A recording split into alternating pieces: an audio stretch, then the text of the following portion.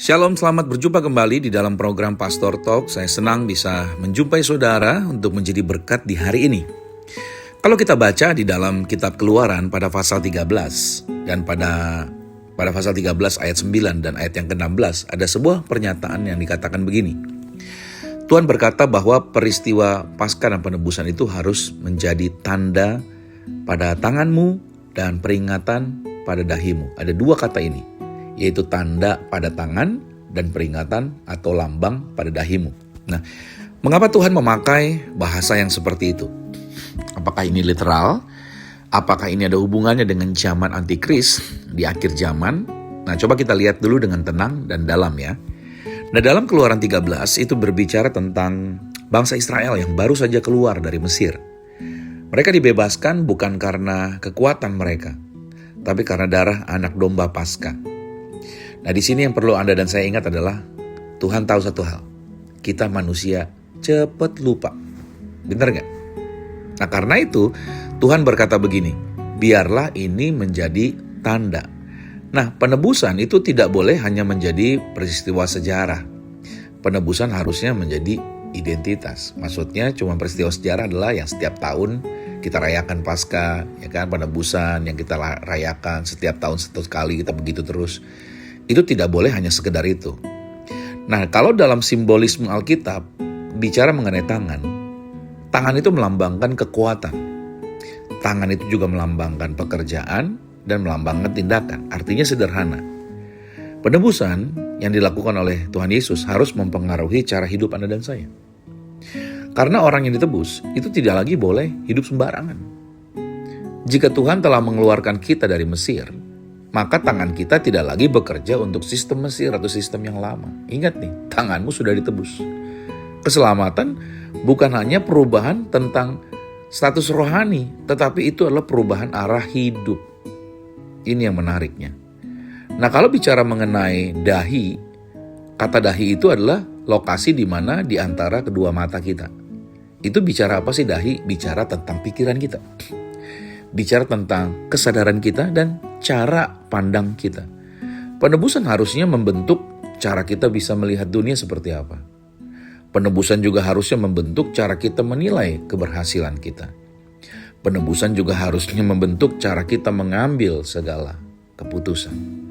Nah, jika pikiran Anda dan saya tidak diperbaharui, berarti tangan kita ini akan kembali ke pola Mesir. Akhirnya kita melakukannya untuk Mesir. Nah, itulah sebabnya dalam kitab Ulangan ayat 6-8, Tuhan memakai bahasa yang sama tentang firman. Firman bukan aksesoris rohani. Firman adalah fondasi dari identitas Anda dan saya. Nah, apakah ini terhubung dengan antikris? Masih ingat kata-katanya tentang di tangan kanan dengan di dahi kita? Karena di dalam kitab Wahyu pasal 13 ayat 16-17 ada kata-kata di sana, binatang atau si iblis itu memberi tanda pada tangan kanan manusia dan pada dahinya manusia. Bahasanya sama ya. Apakah ini kebetulan? Ternyata tidak. Tetapi penting untuk dipahami. Di sini polanya. Iblis itu selalu berusaha meniru polanya Tuhan.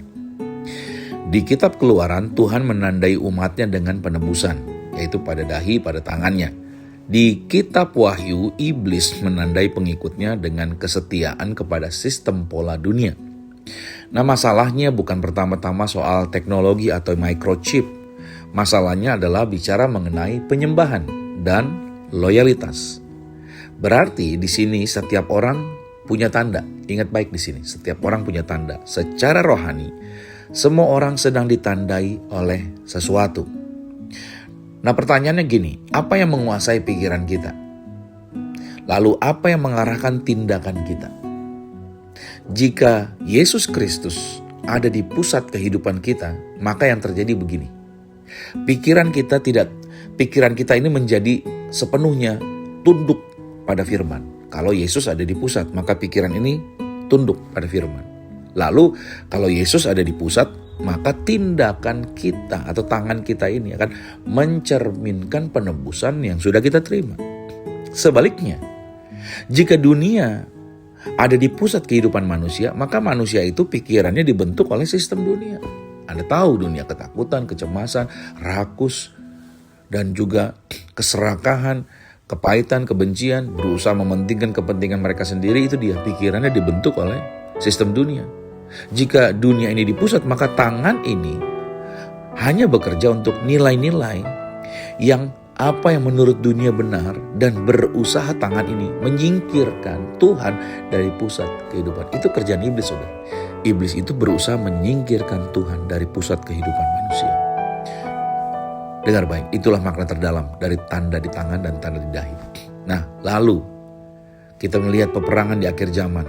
Ini sebenarnya bukan pertama-tama soal angka 666 atau 666. Tetapi peperangan itu bicara mengenai tahta. Tahtanya adalah siapa yang duduk di tahta pikiran Anda. Siapa yang duduk di tahta pikiran Anda. Lalu siapa yang mengendalikan tangan Anda. Dalam kitab Wahyu 7 ayat 3. Hamba-hamba Tuhan itu juga dimeteraikan di dahi.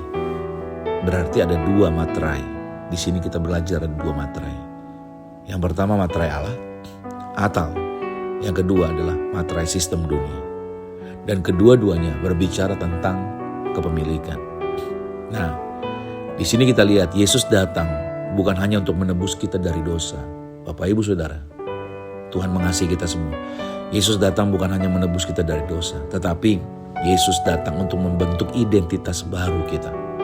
Salib itu bukan hanya menghapus masa lalu Anda dan saya, tapi salib juga membentuk masa depan. Ingat, kita ditebus dari masa lalu bukan untuk berjalan sendiri ke masa depan, tapi Tuhan sudah bikin patternnya, yaitu salib, untuk kita berjalan menuju masa depan.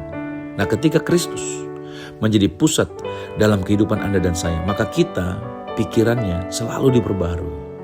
Ketika Kristus menjadi pusat kehidupan, maka tindakan kita tidak sembarangan, tapi terarah dan diarahkan. Ketika Kristus menjadi pusat, maka identitas kita diteguhkan. Kita gak jadi krisis identitas lagi. Penebusan bukan sekedar bicara perayaan tahunan seperti Paskahnya Israel. Penebusan buat kita, Anda dan saya yang sudah ditebus, itu adalah gaya hidup. Ingat baik-baik, gaya hidup. Pikiran kita, tangan kita, sudah gaya hidupnya, gaya hidup penebusan. Nah, Tuhan berkata kepada Israel, biarlah ini menjadi tanda pada tangan dan pada dahimu. Artinya, jangan pernah hidup lagi. Jangan pernah hidup lagi seolah-olah Anda tidak pernah ditebus. Ayo, ini selalu diingatkan karena manusia mudah lupa nih. Makanya firman Tuhan selalu disampaikan. Hari ini pertanyaannya adalah sederhana. Apakah pikiran kita benar-benar ditandai oleh Injil? Apakah tangan kita bekerja untuk kemuliaan Kristus? Karena pada akhirnya setiap orang akan menunjukkan tandanya di hadapan Tuhan. Ingat ada 2 materai tadi. Materai Allah atau materainya iblis.